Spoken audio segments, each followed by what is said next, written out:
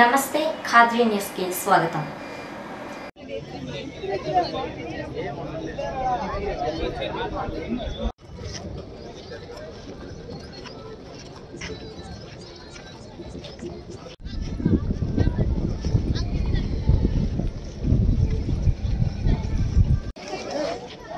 ఈ కార్యక్రమానికి వేదిక అలంకరించాల్సిందిగా మన జాయింట్ కలెక్టర్ వైస్ చైర్పర్సన్లు కోఆప్షన్ మెంబర్లు అందరినీ కూడా ఈ కార్యక్రమానికి ఆహ్వానిస్తున్నాము. వాళ్ళందరూ కూడా ఈ కార్యక్రమంలో పాల్గొని భారతదేశంలో అతి చిన్న వయస్కులు భిన్న వయస్కులు ఎక్కువగా ఉన్న దేశం ఏదిరా అంటే భారతదేశం. ఏదైనా మన సమాజం కానివ్వండి, రాష్ట్రం కానివ్వండి, తర్వాత దేశం కానీ యూత్ ఎక్కువగా ఉన్న దేశం మనది. నెక్స్ట్ ఇంపార్టెంట్ ఫ్యాక్టర్ యువత నైపుణ్యం. ఈరోజు అనేక రంగాలలో ఉపాధి అవకాశాలు మెరుగుపరుచుకోవాలి అన్నప్పుడు యువత అనేక రకాలుగా నైపుణ్యాలను స్కిల్స్ ని అక్వైర్ చేయాల్సిన విషయం.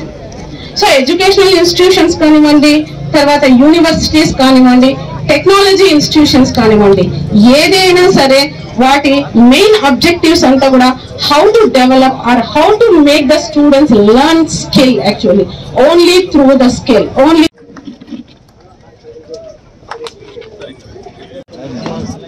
ఓకే, ఇప్పుడు చోటు ప్రచురణ కార్యక్రమం మధ్యలో రాదన్న.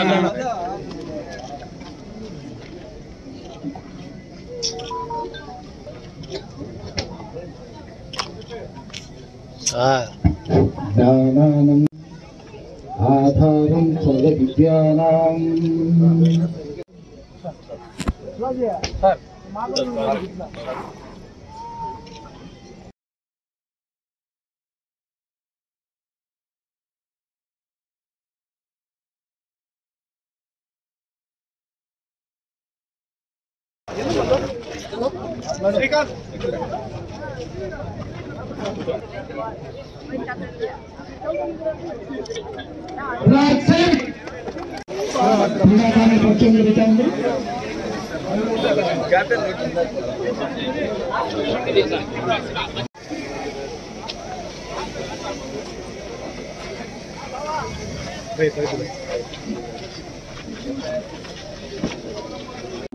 మన జగనన్న ప్రభుత్వం ఆడుదాం ఆంధ్ర అనే ఒక మంచి కార్యక్రమాన్ని ఎన్నో కార్యక్రమాలు తెచ్చింది. అందులో ఒక హెల్తీ ఆంధ్రప్రదేశ్ కావాలా, మన ప్రజలందరూ మన బిడ్డలందరూ వచ్చేసి బాగా హెల్తీగా ఉండాలా, మన ఆంధ్రప్రదేశ్ హెల్తీగా ఉండాలా అని చెప్పేసి ఒక ముఖ్య ఉద్దేశంతో ఆడుదాం ఆంధ్ర అనే ఒక వినూతన కార్యక్రమాన్ని తెచ్చి ఈ కార్యక్రమం ద్వారా పిల్లలందరూ ఒక మంచి స్పోర్ట్స్, ఎవరైతే పిల్లలు ఉన్నారో వాళ్ళకు స్పోర్ట్స్ ఆడేకి ఆసక్తి ఉంది కానీ వాళ్ళకు కొంచెం ఫెసిలిటీ లేకుండా ఉండొచ్చు, అలాంటి వాళ్ళకు కూడా గుర్తించి ఈ స్పోర్ట్స్ లో ఎంకరేజ్ చేసి వాళ్ళకు ఒక మంచి గుర్తింపు రావాలా, వాళ్ళు స్పోర్ట్స్ లో రాణించాలా అనే. So all of you know that sports is important, but sports is important as a part of education also. As of now, Andhra Pradesh is the first state in the country to start this big of a program.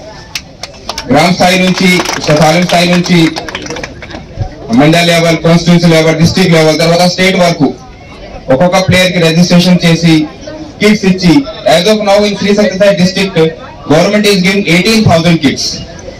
So it's a programme from grass root level to top level. Government is also trying to create a culture of sports. Education మీద నాడు నేడు, విద్యా దీవెన, విద్యా కనుక అన్ని scheme తర్వాత ఈ culture of sports కూడా education add చేయాలి. With this attitude government is heading Aadudam Andhra. So ఈ సైకిల్ కూడా ఇప్పుడు కంప్లీట్ అవుతుంది. Sports not only for enjoyment, mental health, physical health, leadership quality, attitude of friendship, attitude of how to accept losses, how to enjoy the wins. Sports gives a lot of cultural attitude. The sports give lot of other values also. Traditionally, education means class, homework, marks. But the present culture is class, homework, marks, and sports. So my request is, please look at our ambassadors. They are our role models. We have role models for women, for girls also. We have role models for boys also. So it is sports is not only for men. That culture is also gone. Tennis players కానీ badminton players కానీ ఏ విధంగా మరి సంపాదిస్తున్నారో ఊహించలేదు.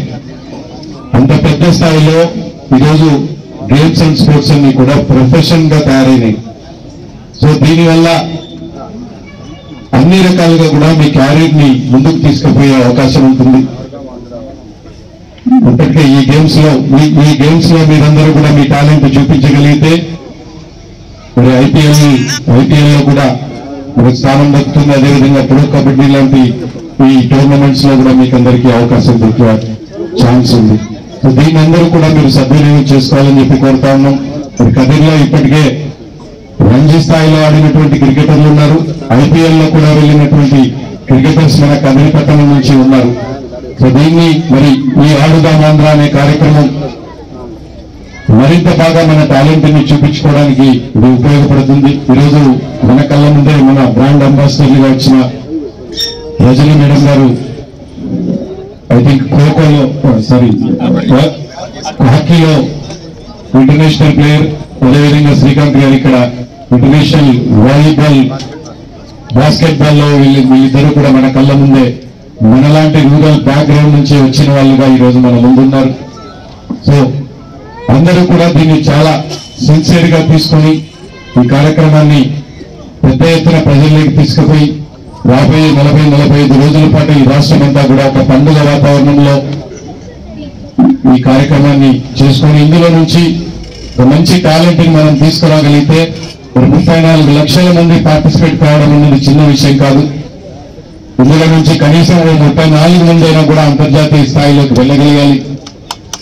మరో 340 మంది అయినా కనీసం national లెవెల్లో, 3400 మంది రాష్ట్ర స్థాయిలో మీరందరూ కూడా ఆడగలగాలి. ఇంత పెద్ద టాలెంట్ సెర్చ్ ఇది. గౌరవ ముఖ్యమంత్రి జగన్మోహన్ రెడ్డి గారు ఈరోజు విద్యా వ్యవస్థని ఏ విధంగా, ముఖ్యంగా ప్రభుత్వ విద్యా వ్యవస్థని ఏ విధంగా మరి బలోపేతం చేసి ప్రతి పేదవాడికి కూడా అందుబాటులోకి తీసుకొచ్చారో మనం చూస్తా ఉన్నాం. అదేవిధంగా ఈరోజు గేమ్స్ అండ్ స్పోర్ట్స్ ఇష్యూస్ లో కూడా మరి పేదవాళ్ళందరికీ కూడా టాలెంట్ ఉన్న ప్రతి ఒక్కరికి కూడా దీన్ని అందుబాటులోకి తీసుకొచ్చే కార్యక్రమంగా ఈ ఆడుదాం ఆంధ్ర అనే కార్యక్రమాన్ని మనందరం కూడా ముందుకు తీసుకుపోవాలని కోరుకుంటూ ఈ ఆడుదాం ఆంధ్ర ప్రోగ్రామ్స్ లో పాల్గొంటున్న ప్రతి ప్లేయర్ కి కూడా ఆల్ ది బెస్ట్.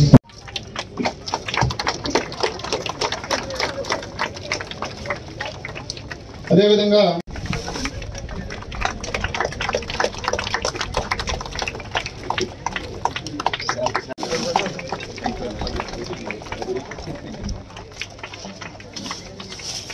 ఎమ్మెల్యే గారిని సత్కరించవలసిందిగా కోరుతున్నాను.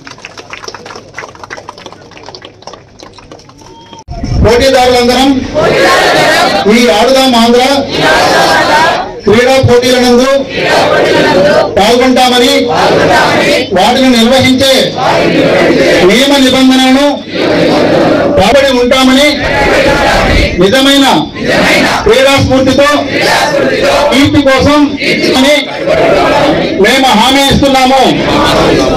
ఈ క్రీడలలో మా జట్లు గౌరవం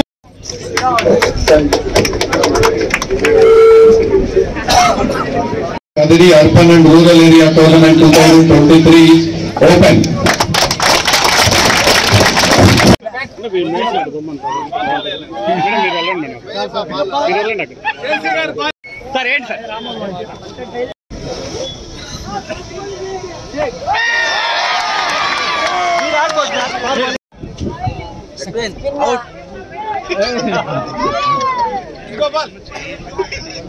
నానా కొద్ది సైడ్ బాల్ బాల్ బాల్ గిరణ కొద్ది సైడ్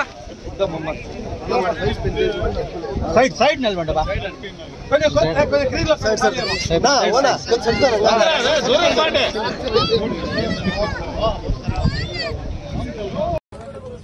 మీరు కొంచెం వెనక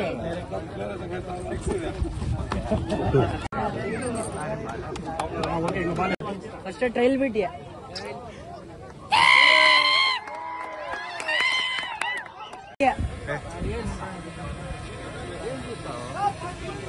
Six.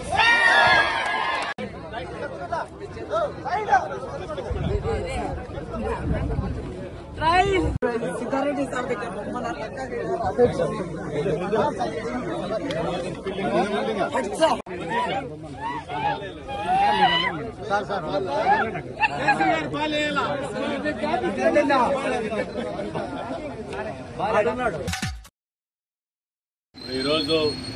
99వ భారత కమ్యూనిస్ట్ పార్టీ సిపిఐ మరి దినోత్సవం జెండా లాగడం జరుగుతుంది. మరి అదేవిధంగా భారత కమ్యూనిస్ట్ పార్టీ సిపిఐ అనేది మరి కదిరి ప్రాంతంలో మరి అనేక సమస్యలపైన మరి బలహీన వర్గాలపైన మరి పేద కుటుంబాలకి ఏ సమస్య వచ్చినా కూడా మరి ముందుండే పార్టీ. మరి పేదలకు ఏ సమస్య వచ్చినా మరి ఎంఆర్ ఆఫీస్ కావచ్చు, మరి రిజిస్టర్ ఆఫీస్ కావచ్చు, మరి ఏ సమస్యపై కూడా పోరాడే పార్టీ. మరి ఈ శుభ సందర్భంగా మరి అందరికీ ధన్యవాదాలు తెలియజేస్తాను. ఆవిర్భవించి 99వ సంవత్సరం అడుగు పెడతా ఉన్నాం. అంటే ఒక సంవత్సరం తక్కువ 100 రోజులు. ఈ భారతదేశంలోనే 100 సంవత్సరాల చరిత్ర కలిగినటువంటి ఏదైనా రాజకీయ పార్టీ ఉందంటే అది భారత కమ్యూనిస్ట్ పార్టీ సిపిఐ మాత్రమే. కాంగ్రెస్ పార్టీ కూడా ఉందని మీరు అనుకోవచ్చు, కానీ 1886లో కాంగ్రెస్ పార్టీ అనేదాన్ని బ్రిటిషర్స్ పెట్టారు. ఎందుకు పెట్టారా అంటే బ్రిటిషర్స్ మీద వ్యతిరేకత ఏదైనా ప్రజల్లో వస్తే విజ్ఞాపన పత్రాల రూపేణ వాళ్ళకి ఇచ్చుకోవడానికి బ్రిటిషర్సే పెట్టారు ఆ పార్టీని. అంటే 1947 వరకు జరిగినటువంటి ఒక పోరాటంలో కాంగ్రెస్ అనేది ఉద్యమం.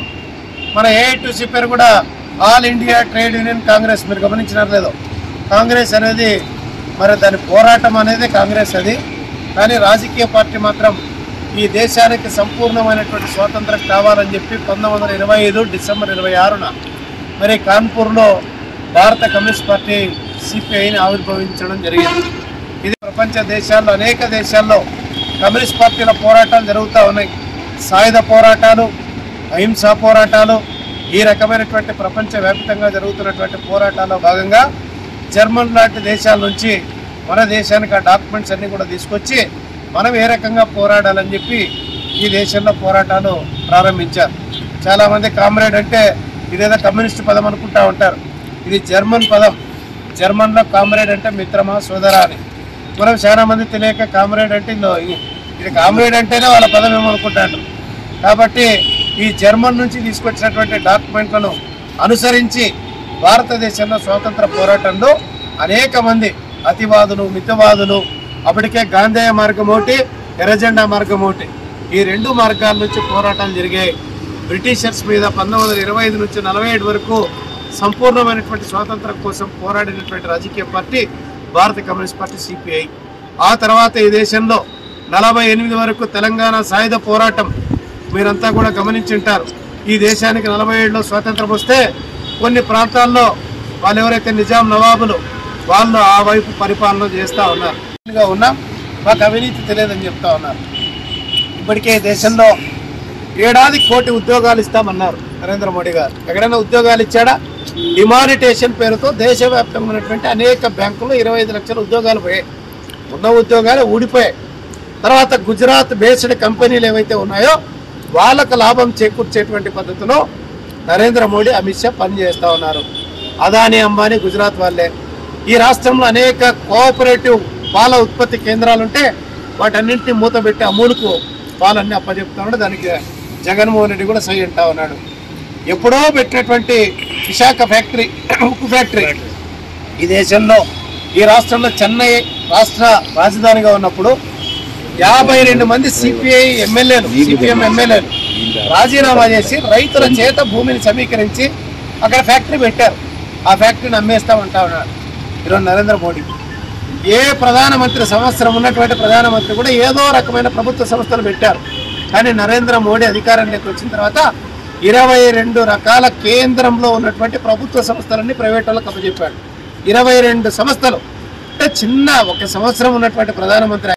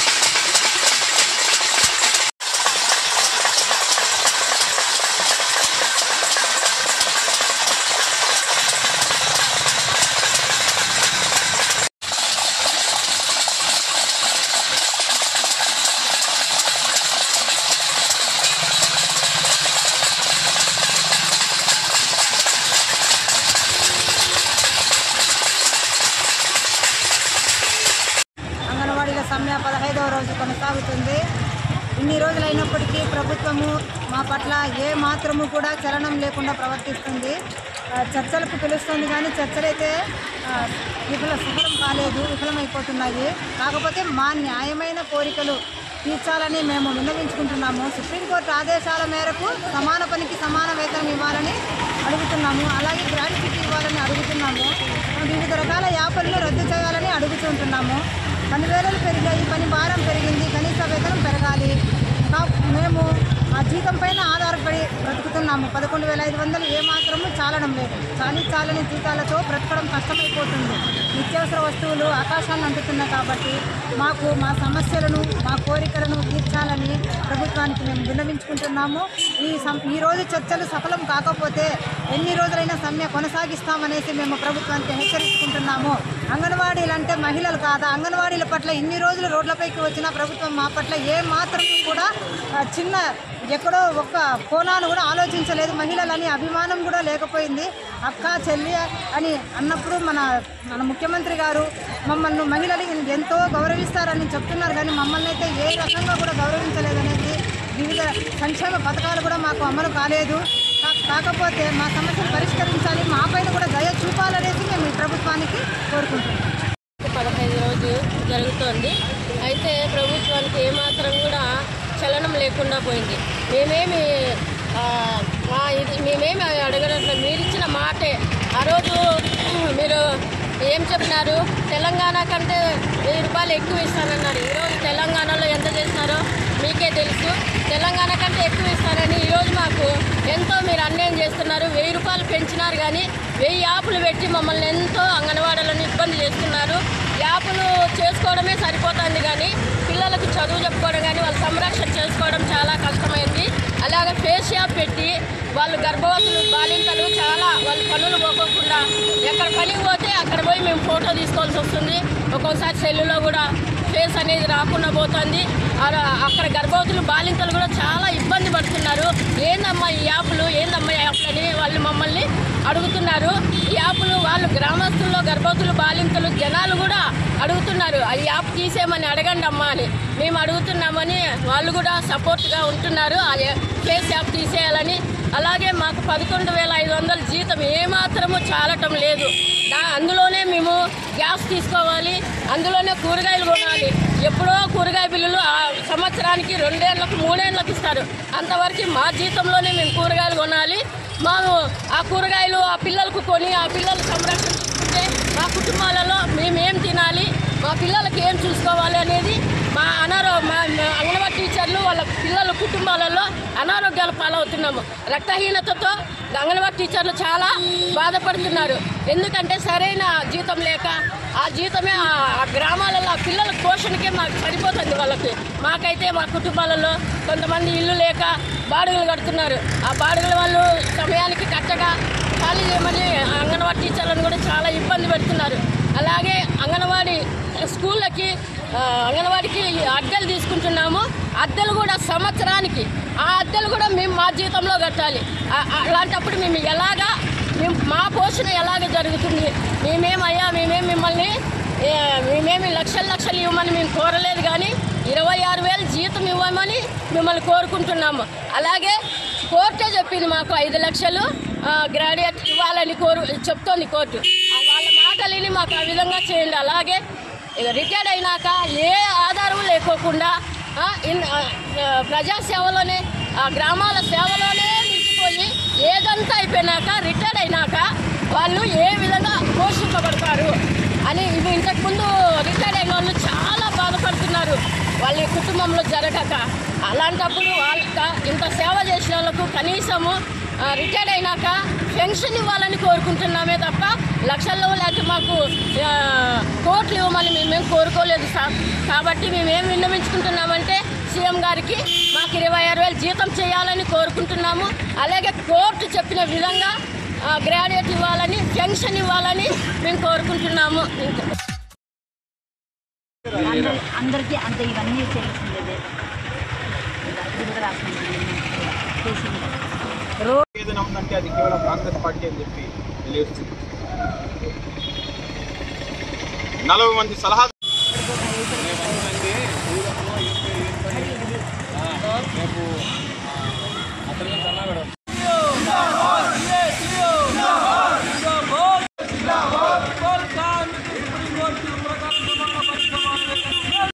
రాష్ట్ర వ్యాప్తంగా జరుగుతున్నటువంటి AP municipal and employees federation ఆధ్వర్యంలో సిఐటి ఆధ్వర్యంలో ఈ నిరవధిక సమ్మె చేపట్టడం జరుగుతుంది. ప్రధానంగా మున్సిపల్ వర్కర్స్కు కొన్ని డిమాండ్స్ ఉన్నాయి. అదేమిటంటే మున్సిపల్ వర్కర్స్ ప్రతి ఒక్కరిని రెగ్యులర్ చేయాలని, సమాన పనికి సమాన వేతనం ఇవ్వాలని, క్యాబ్ డ్రైవర్లకు 18,500 రూపాయల జీతం ఇవ్వాలని, ఇంజనీరింగ్ వర్కర్స్కు హెల్త్ అలవెన్స్ ఇవ్వాలని, రిస్క్ అలవెన్స్ ఇవ్వాలని ఈ సందర్భంగా తెలియజేస్తున్నాం. ఎంప్లాయీస్ ఫెడరేషన్ సిఐటి అనుబంధం రాష్ట్ర వ్యాప్తంగా ఈ నెల 20 జరిగింది. అందులో భాగంగా మన కదిరి పట్టణ కమిటీ ఆధ్వర్యంలో మేము కూడా సమ్మెలోకి వెళ్తున్నాం. ఈ యొక్క సమ్మెకు ప్రతిపక్ష పార్టీలు, ప్రజా సంఘాలు, కార్మికులు, ప్రజలు, కర్షకులు, మేధావులందరూ మాకు మద్దతు ఇచ్చి మా యొక్క సమ్మెను విజయవంతం చేయాలని కదిరి మున్సిపల్ పట్టణ కమిటీ తరఫున ఈ యొక్క రాష్ట్ర ప్రభుత్వానికి ముఖ్యమైన డిమాండ్ ఏమంటే మున్సిపల్ కార్మికులకు చాలని వేతనాలు వస్తున్నాయి. కాబట్టి చాలాసార్లు ధర్నాలు అన్నీ చేశాము, కానీ మాకు న్యాయం చేయలేదు. కనీసం ఇప్పటికైనా మా యొక్క కార్మిక సమస్యలను వెంటనే పరిష్కరించాలా, మున్సిపల్ కార్మికులందరినీ పర్మనెంట్ చేయాలా, లేదా సుప్రీంకోర్టు తీర్పు ప్రకారం సమాన పనికి సమాన వేతనం వల్ల మా కార్మికులకు ఇవ్వాలని రాష్ట్ర ప్రభుత్వాన్ని ఈ AP municipal workers and employees federation మేము ఈ యొక్క రాష్ట్ర ప్రభుత్వానికి విజ్ఞప్తి చేస్తున్నాం. లేని ఈ యొక్క ఉద్యమం ఇంకా ఉధృతం చేస్తామని రాష్ట్ర ప్రభుత్వాన్ని హెచ్చరిస్తున్నాం. ఈరోజు నుంచి రాష్ట్ర వ్యాప్తంగా మున్సిపల్ రంగంలో పనిచేసే కార్మికులు, పారిశుద్ధ్య కార్మికులు సమ్మెలేకపోతా ఉన్నారు. ఈ కార్మికులు సమ్మెలేకపోవడానికి కారణం ప్రభుత్వం యొక్క వైఖరి. గత 6 నెలల నుంచి కూడా మున్సిపల్ రంగంలో పనిచేస్తున్న కాంట్రాక్ట్ అవుట్సోర్సింగ్ కానీ, పబ్లిక్ హెల్త్లో పనిచేసే వాళ్ళు, ఇంజనీరింగ్ సెక్షన్లో పనిచేసే వాళ్ళు, అలాగే క్యాబ్ డ్రైవర్లుగా పనిచేసే వాళ్ళు, వీళ్ళందరికీ కూడా కనీస వేతనం 26,000 రూపాయలు ఇవ్వండి. ధరలు రోజు రోజుకు పెరిగిపోతూ ఉన్నాయి. మా కుటుంబాలను పోషించుకోవడం కష్టంగా ఉంది. కాబట్టి జీతం పెంచమని చెప్పి 6 నెలల నుంచి ప్రభుత్వానికి మొరపెట్టుకుంటే ప్రభుత్వం నిర్లక్ష్యంగా వ్యవహరించింది. కాబట్టి అనివార్యంగా ఈరోజు సమ్మెలోకి పోవాల్సి వచ్చింది. వేలాది మంది కార్మికులు ఈరోజు రోడ్ల మీద కూర్చున్నారు. ఈ ప్రభుత్వం వచ్చిన తర్వాత కాంట్రాక్ట్ అవుట్సోర్సింగ్ కార్మికులందరినీ రెగ్యులర్ చేస్తామని చెప్పారు. ఆప్కాస్ అనే సంస్థను ఏర్పాటు చేశారు. కానీ ఇంతవరకు ఏ ఒక్క మున్సిపల్ కాంట్రాక్ట్ కార్మికుడిని కానీ, అవుట్సోర్సింగ్ కార్మికుడిని కానీ రెగ్యులర్ చేసిన పాపాన పోలా. అలాగే అన్ని రంగాల కార్మికులను ఆదుకుంటాం, మేము అందరికీ న్యాయమైన వేతనాలు ఇస్తాం, ఉద్యోగ భద్రత కల్పిస్తామని చెప్పిన జగన్ ప్రభుత్వం ఈరోజు అధికారంలోకి వచ్చి మళ్ళీ రేపు ఎన్నికలు వస్తూ ఉన్నాయి. ఈ 4.5 సంవత్సరం అయిపోయి రేపు మళ్ళీ ఎన్నికలకు రాబోతున్నారు. కనీసం ఇప్పటి కూడా మీరు కాంట్రాక్ట్ కార్మికుల్ని, అవుట్సోర్సింగ్ కార్మికుల్ని ఎందుకని రెగ్యులర్ చేయలేదు అంటే, రేవు దాటే వరకు ఓడమల్లన్న, దాటిన తర్వాత బోడిమల్లన్న అనే పద్ధతుల్లో అధికారంలోకి రావడం కోసం గతంలో ప్రతిపక్షంగా జగన్ పార్టీ ఉన్నప్పుడు జగన్ గారు చెప్పిన మాటలన్నీ చెప్పి ఓట్లు వేయించుకొని అధికారంలోకి వచ్చి 4 సంవత్సరం పూర్తి చేసుకున్న తర్వాత కూడా కార్మికులకు కూడా న్యాయం చేయడం లేదు. అందుకనే ప్రభుత్వం హెచ్చరిస్తాను. ఇప్పటికే రాష్ట్రంలో అన్ని రంగాల కార్మికులు సమ్మె చేస్తున్నారు. ఓవైపు అంగన్వాడీ కార్మికులు పైరులను సమ్మె చేస్తున్నారు. సమగ్ర శిక్షాభియాన్లో పనిచేసే కార్మికులు, అలాగే విఆర్ఏలో అన్ని రంగాల కార్మికులు కూడా కనీస వేతనాలు కావాలి, ప్రభుత్వం ఆదుకోవాలని చెప్పి ఆందోళన చేస్తూ ఉంటే ప్రభుత్వం నిద్రపోతూ ఉంది. ఇది సరైన పద్ధతి కాదు. రేపు ఎన్నికలు వస్తూ ఉన్నాయి. ఈ ఎన్నికల్లో ఈ ప్రభుత్వానికి తగిన గుణపాఠం చెప్పక తప్పదు. ఇప్పటికైనా సరే మీరు పోరాటాలు చేస్తున్న కార్మికుల్ని చర్చలకు పిలిపించి అన్ని న్యాయమైన సమస్యలు పరిష్కారం చేయాలి. లేని పక్షులు ఈ ప్రభుత్వానికి తగిన గుణపాఠం చెప్పక తప్పదనే విషయాన్ని హెచ్చరిస్తా ఉన్నాం. రాష్ట్ర వ్యాప్తంగా మున్సిపల్ కార్మికులు చేస్తున్నటువంటి సమ్మెకు బహుజన సమాజ్ పార్టీ తరఫున మేము పూర్తి మద్దతు తెలియజేస్తూ, గతంలో వైసీపీ ప్రభుత్వం అధికారంలో లేనప్పుడు ఏవైతే మున్సిపల్ కార్మికులకు హామీలు ఇచ్చినాయో ఆ హామీలన్నింటినీ కూడా బేషరతుగా వెంటనే అమలు చేయాలని చెప్పేసి బహుజన సమాజ్ పార్టీ తరఫున మేము డిమాండ్ చేస్తూ, అలాగే మున్సిపల్ కార్మికులు కరోనా సమయంలో కూడా ఎంతో కష్టంగా పనిచేసినా కూడా వారికి సరైన గుర్తింపు లేక, వారు చేస్తున్నటువంటి పనికి సరైన జీతం అందక మున్సిపల్ కార్మికులు అనేక ఇబ్బందులు పడుతున్నారు.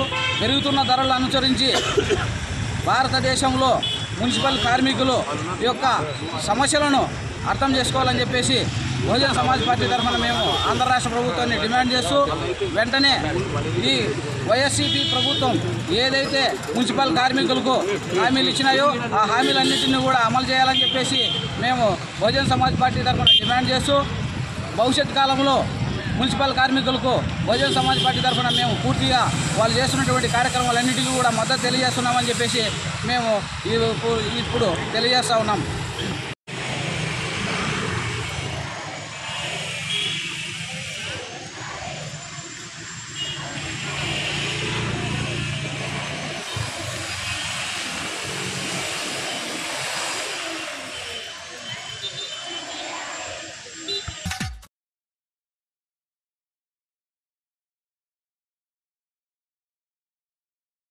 ఈరోజు పార్టీ పుట్టినరోజు 99 సంవత్సరాలు పూర్తి చేసుకుని రేపు 100 సంవత్సరాలను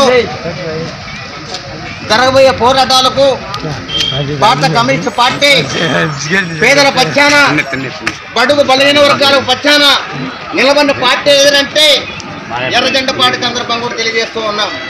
ఈరోజు ఈ బుధు పార్టీలతో ప్రజలు అల్లాడుతూ ఉన్నా కూడా పట్టించుకున్న ప్రభుత్వాలు ఈరోజు పరిపాలన చేస్తూ ఉన్నాయి సందర్భంగా కూడా తెలియజేస్తూ ఉన్నాం.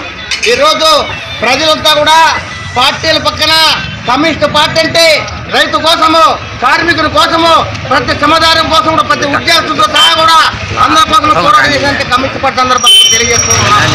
ఈరోజు పాలకులు చూస్తూ ఉన్నాం వాళ్ళు మాట్లాడే విధానాలు కూతురు తప్పక ప్రజల కోసము సంక్షేమ పథకాల కోసం సందర్భంగా కూడా లేవు.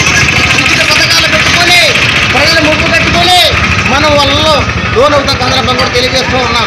ఈరోజు కమ్యూనిస్టులు లేని సందర్భంగా కూడా పార్లమెంటు కానీ అసెంబ్లీ కానీ అదే అసెంబ్లీలో పార్లమెంట్ సందర్భంగా కూడా తెలియజేస్తూ ఉన్నాం.